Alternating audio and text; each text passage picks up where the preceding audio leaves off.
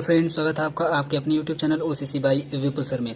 दोस्तों, आज हम लोग पढ़ेंगे बीएससी सेकेंड ईयर के इनऑर्गेनिक केमिस्ट्री के मोस्ट इंपोर्टेंट क्वेश्चन के पार्ट नंबर 14 में एक और बहुत ही ज़बरदस्त, बहुत ही इंपॉर्टेंट क्वेश्चन को, जिसका नाम है इलेक्ट्रोड पोटेंशियल और इलेक्ट्रोकेमिकल सीरीज। दो टॉपिक हैं, जिसमें से एक टॉपिक को आज हम लोग बाकायदा डिस्कस करेंगे, जिसका नाम है इलेक्ट्रोड पोटेंशियल, और इसी में एक और अलग से टॉपिक आएगा स्टैंडर्ड इलेक्ट्रोड पोटेंशियल। तो दो टॉपिक आज हम लोग इस वीडियो में डिस्कस करेंगे। बाकी का जो बचेगा एक इलेक्ट्रोकेमिकल सीरीज, इसको नेक्स्ट वीडियो में हम डिस्कस करेंगे अलग से, क्योंकि इलेक्ट्रोकेमिकल सीरीज अपने आप में एक बहुत बड़ा टॉपिक है और बहुत इंपॉर्टेंट टॉपिक है, जहां से 5 नंबर के सवाल, सेक्शन बी के सवाल आपसे यहां से पूछे जाते हैं। सेक्शन बी के क्वेश्चंस 5 नंबर में पूछे जाते हैं, यानी कि लॉन्ग में पूछे जाते हैं। तो एक ही वीडियो में अगर सबको करवा देंगे तो बहुत ही लंबा वीडियो बन जाएगा, और बहुत लंबा हम बनाना चाहते हैं। तो छोटे छोटे वीडियो में करके हम 2 वीडियो में पूरे टॉपिक को डिस्कस करेंगे। आइए देख लेते हैं सबसे पहले कि क्वेश्चंस किस तरीके के आपके एग्जाम में पूछे गए हैं। और सिर्फ बीएससी सेकेंड ईयर ही नहीं, क्लास 12 के लिए भी है। क्लास 12 में आप लोग जानते हैं इलेक्ट्रोकेमिकल सीरीज नाम का आपका एक चैप्टर है, उस चैप्टर में भी ये पूरा इलेक्ट्रोड पोटेंशियल और स्टैंडर्ड इलेक्ट्रोड पोटेंशियल पूरा का पूरा है। और फिजिक्स में भी ये यूज होता है, तो फिजिक्स वाले भी बिंदास इसको देख सकते हैं। सेम कॉन्सेप्ट फिजिक्स में भी रहता है, सेम कॉन्सेप्ट आपका केमिस्ट्री में भी रहता है। तो सबसे पहले क्वेश्चन को डिस्कस कर लेते हैं। क्वेश्चन आपसे जो सबसे पहला टाइप का पूछेगा, देखिए सी वाले सेक्शन में, यानी कि 7.5 नंबर में क्वेश्चन पूछेगा, what is the electrode potential. सबसे पहले यही आपसे पूछेगा, and explain spectrochemical series with its importance, ठीक है, एंड यूजेस। तो इस पार्ट को इलेक्ट्रोकेमिकल सीरीज को हम लोग नेक्स्ट वीडियो में करेंगे, और इलेक्ट्रोड पोटेंशियल को हम लोग इस वीडियो में डिस्कस करेंगे। जो दूसरा टाइप है इसका पूछने का, how free energy change in related to standard potential, standard electrode potential से पूछा हुआ है, इसको भी हम लोग डिस्कस करेंगे आज इसी वीडियो में। What is standard electrode potential, ये तो हम लोग डिस्कस करेंगे ही। How electrochemical series is useful to predict the redox reactions, redox reactions को किस तरीके से इलेक्ट्रोकेमिकल सीरीज से हम लोग प्रिडिक्ट कर सकते हैं। तो इलेक्ट्रोकेमिकल सीरीज हम लोग नेक्स्ट वीडियो में डिटेल में डिस्कस करेंगे।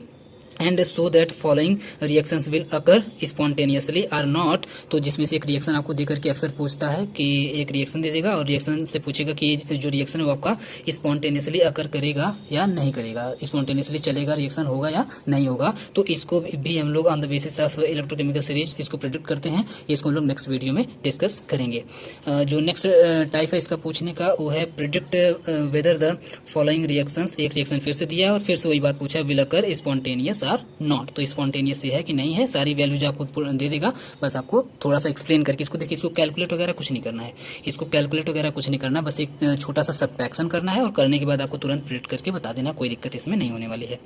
इसके बाद जो इसका लास्ट टाइप है पूछने का, what is the electrode potential, discuss its application. ये भी देखिए आज हम लोग इसे में डिस्कस कर लेंगे। ये आप ईयर्स देखते जाइए, कितने ईयर्स में पूछा हुआ है, आप लोग अपने प्रीवियस पेपर में देख लीजिएगा, बहुत इंपॉर्टेंट मेरे हिसाब से है, आप लोग इस पर रिसर्च करिएगा। What is the electrochemical series, describe it's uses in explaining chemical reaction, जो कि यही वाला सेम टू सेम है। तो इस स्पेक्ट्रोकेमिकल सीरीज और इलेक्ट्रोड पोटेंशियल, ये दो बड़े टॉपिक हैं, जिसमें से एक टॉपिक को आज हम लोग यहाँ पे डिस्कस करेंगे, इलेक्ट्रोड पोटेंशियल और स्टैंडर्ड इलेक्ट्रोड पोटेंशियल हम लोग यहाँ पे डिस्कस करेंगे, और स्पेक्ट्रोकेमिकल सीरीज को हम लोग नेक्स्ट पार्ट में देखेंगे, ठीक है। तो आ जाते हैं, सबसे पहले यहाँ से स्टार्ट कर लेते हैं, इलेक्ट्रोड पोटेंशियल होता क्या है। इलेक्ट्रोड पोटेंशियल क्या होता है, यहाँ से स्टार्ट करते हैं। अब पोटेंशियल डिफरेंस याद रखिएगा, इलेक्ट्रोड पोटेंशियल क्या है, तो जनरली पोटेंशियल डिफरेंस है। अब पोटेंशियल क्या होता है, इलेक्ट्रोड क्या होता है, उम्मीद करते हैं सारी बातें आपको क्लास 12 में ही पता होंगी। अगर नहीं पता है तो आप लोग बुक्स वगैरह से कहीं से भी इसको पहले पता कर लीजिए, क्योंकि पूरा डिटेल हम यहाँ पे एक्सप्लेन नहीं कर सकते, नहीं तो बहुत ज़्यादा लंबा वीडियो बन जाएगा, क्योंकि पूरा एक चैप्टर ही है, तो पूरा हम एक्सप्लेन यहाँ पे नहीं कर सकते, मेरी मजबूरी है। तो प्लीज़ इतना काम आप लोग कर लीजिएगा अपने से। इस इलेक्ट्रोड पोटेंशियल जो होता है, एक पोटेंशियल डिफरेंस होता है। किसका potential difference, potential difference develops between the electrode and the electrolyte. अब उम्मीद करते हैं आपको इलेक्ट्रोड भी पता होगा और इलेक्ट्रोलाइट भी पता होगा क्या होता है। किसी भी सेल के अंदर जो सॉल्यूशंस आसपास जो मिलाए जाते हैं उसको इलेक्ट्रोलाइट बोलते हैं, और बीच में आप देख, जैसे आप सेल लीजिए, जो आपकी लाइट में लगाने वाला जो सेल होता है, रेडियो में जो लगाने वाला सेल होता है, ये रेडी वाला जो आता है, उसको अगर आप लोग लेंगे तो उसको फोड़ करके अगर उसके अंदर देखेंगे तो एक बीच में से एक ऐसे रॉड निकलता है, ब्लैक कलर का जो रॉड निकलता है, उसको लोग जनरली बोलते हैं इलेक्ट्रोड, ठीक है। और आसपास जो ब्लैक जो भरा होता है सेल के अंदर, उसको बोला जाता है इलेक्ट्रोलाइट, ठीक है। अब पोटेंशियल का मतलब होता है कि जब उसके अंदर, जो उसके ऊपर, इलेक्ट्रोड के ऊपर जब कोई चार्ज आ जाता है, प्लस या माइनस जब चार्ज आ जाता है, तो उसी चार्ज को बोला जाता है, जनरली पोटेंशियल बोला जाता है। इलेक्ट्रोड के ऊपर आने वाले चार्ज को ही बोला जाता है इलेक्ट्रोड पोटेंशियल। तो उम्मीद करते हैं मोटा मोटा आप लोग समझ गए होंगे। तो a potential difference develops between the electrode and electrolyte. तो इलेक्ट्रोलाइट और इलेक्ट्रोड के बीच के पोटेंशियल का डिफरेंस इलेक्ट्रोड के ऊपर भी पोटेंशियल आता है, इलेक्ट्रोलाइट के ऊपर भी पोटेंशियल। पोटेंशियल का मतलब समझिएगा चार्ज, ठीक है। तो इन दोनों के ऊपर जो चार्ज डेवलप होता है, जो पोटेंशियल डेवलप होता है, उसका डिफरेंस अगर निकाल लें तो डिफरेंस निकालने के बाद which is called electrode potential, उसी पोटेंशियल डिफरेंस को ही बोला जाता है इलेक्ट्रोड पोटेंशियल। क्लियर है? उम्मीद करते हैं आपको समझ में आ गया होगा। एक बार फिर से समझा देते हैं। A potential difference develops between the electrode and the electrolyte which is called electrode potential, यानी कि इलेक्ट्रोलाइट और इलेक्ट्रोड दोनों के ऊपर जो पोटेंशियल डेवलप हुआ है, उन दोनों का अगर डिफरेंस निकाल लिया जाए तो डिफरेंस निकालने के बाद जो आंसर आएगा वही आपका आंसर होगा इलेक्ट्रोड पोटेंशियल का। क्लियर है? अब आ जाते हैं आगे। आगे आप लोग इसमें लिखेंगे electrode potential is the electric potential, ठीक है। Electrode potential is the electric potential on an electrode component. तो जो इलेक्ट्रोड पोटेंशियल होता है उसको हम लोग एक इलेक्ट्रिक पोटेंशियल भी बोल सकते हैं, इलेक्ट्रोड पोटेंशियल या फिर इलेक्ट्रिक पोटेंशियल भी बोल सकते हैं, क्योंकि करंट की वजह से यहाँ पे डेवलपमेंट होता है। तो electrode potential is an electric potential on the electrode component. तो इलेक्ट्रोड कंपोनेंट के ऊपर जो आता है उसको आप इलेक्ट्रोड पोटेंशियल भी बोल सकते हैं और इलेक्ट्रिक पोटेंशियल भी बोल सकते हैं, ठीक है।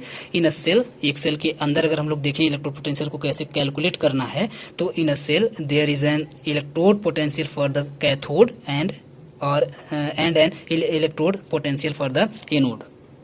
कहने का सेंस ये हुआ कि अगर आपको किसी एक सेल के अंदर पोटेंशियल डिफरेंस यानी कि इलेक्ट्रोड पोटेंशियल को अगर आपको कैलकुलेट करना है, किसी एक सेल के अंदर अगर आपको कैलकुलेट करना है इलेक्ट्रोड पोटेंशियल को, तो आपको क्या करना पड़ेगा? आपको पोटेंशियल डिफरेंस निकालना पड़ेगा। किसके किसके बीच का? तो cathode and anode. Cathode and anode के बीच का जो पोटेंशियल डिफरेंस होगा वही उस पूरे सेल का इलेक्ट्रोड पोटेंशियल होगा। इतनी बात आप लोग अच्छे तरीके से याद कर लीजिए। तो in a cell there is an electrode potential for the cathode and an electrode potential for the anode. The difference between the two electrode potential is equals to the cell potential, और cell potential means आपका equal to E cathode minus E anode, यानी कि उसका cathode का electrode potential minus anode का electrode potential, दोनों के electrode potential को अगर आपस में सब्ट्रैक्ट कर दिया जाए तो सब्ट्रैक्ट करने के बाद आपको पूरे सेल का इलेक्ट्रोड पोटेंशियल मिल जाएगा। मतलब अगर आपको पूरे सेल का अगर इलेक्ट्रोड पोटेंशियल निकालना है तो आपको कैथोड का इलेक्ट्रोड पोटेंशियल और माइनस एनोड का इलेक्ट्रोड पोटेंशियल सब्ट्रैक्ट कर देना होगा। सब्ट्रैक्ट करने के बाद आपको पूरे सेल का इलेक्ट्रोड पोटेंशियल आराम से मिल जाएगा। ये बात आपको लिख देनी है और यहाँ पे ऐसे थोड़ा सा बॉक्स टाइप आपको बना लेना है, ये आपका आंसर बहुत परफेक्ट हो जाएगा। आगे आते हैं स्टैंडर्ड इलेक्ट्रोड पोटेंशियल पर।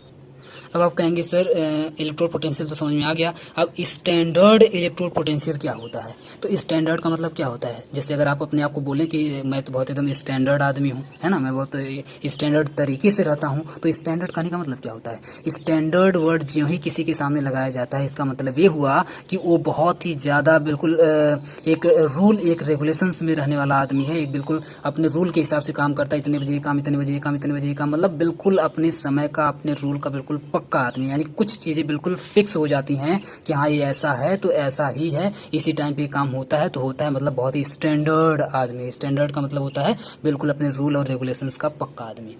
तो इसका मतलब क्या हुआ?